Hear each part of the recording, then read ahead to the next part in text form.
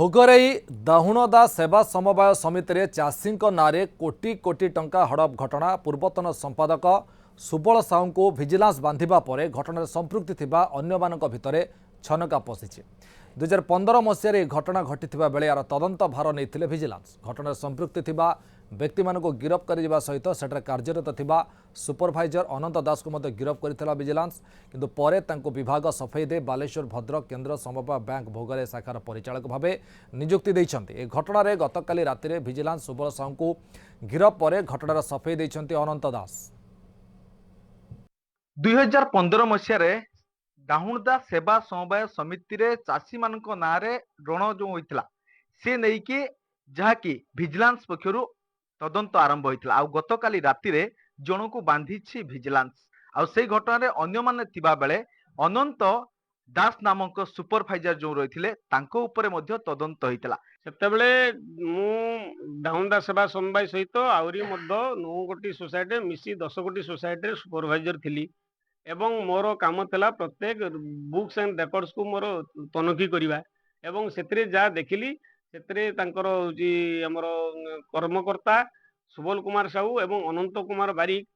सार पाखर आरंभ करी चाषी मानकर ऋण क्षेत्र बहु जालियाती करथिले जाकि जहाँ कोटी कोटी टंकार ऊर्ध्व सेटा हो जाइथिला जेटा कि मु उपरिस्थ ऑफिसर को जणिया पई बाध्य हेली किंतु मु सुपरवाइजर हिसाब रे मोर सेतरे किछि संपृक्ति नाही बोली सेतले मु सांबादिक को सम्मेलन रे मु सेटा प्रकाश करथिली ए मु एथि पई समस्त प्रकार तदंत इन्वेस्टिगेशन बैंक हमर डिपार्टमेंटल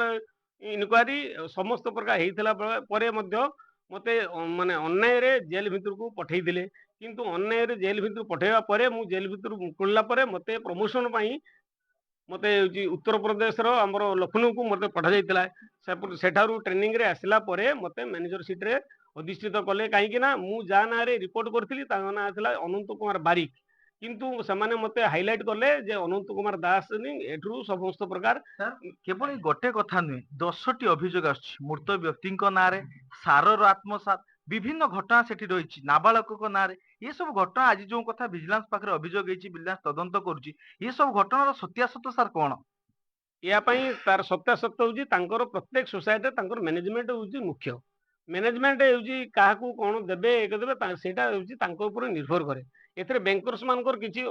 अनुमति माने कोनसी माने माने संपृक्ति न थाए बैंक केवल चाहे तांकर दिया जाइतबा ओएससीबी ओडिशा स्टेट कोऑपरेटिव बैंक जो देई थाई टारगेट से टारगेट को फिलअप करिया पई सेही टारगेट फिलअप काहाकू कोन देबेनी तांकर मैनेजमेंट पर सेटा निर्भर करे काहे कि निया जाइतला जेल हाजत को एथि परा कहली जेहेतु तांकर माने जतिक हमर होची सारर रिक्वेशन थिला जतिके डिमांड पब्लिक डिमांड चाषी मानकर डिमांड थिला तार ऊर्ध्वरे बहु ऊर्ध्वरे से सोसाइटी की सार सप्लाई करा जाइथला एथरे जहा जदी किछि करथांती तांकर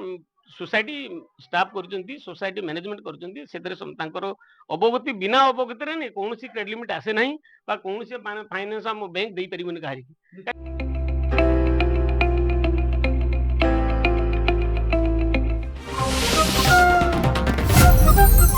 भाव सीधा सड़क आप प्रतिक्रिया शुणुते जे जहां को क्लीन चिट दि जाए एबे पूरा भोगराई दायित्व दि जाइए सी जो रही जे सेवा समवाय समिति दाहुणदार किभली होइतिला घटना ता ऊपर परदा उठाउतले तेबे जो कथा से आज रखिचंती जे निश्चित भाव में या संपूर्ण तदंत हेले सोसाइटी जो माने अछंती सेमानंको ऊपर जदी ठीक भाव में तदंत करा जिवो चाषी मानंको तांकर न्याय तांको मिली परिबो। बालेश्वर भोगराई जगन्नाथ गिरी न्यूज़ 7।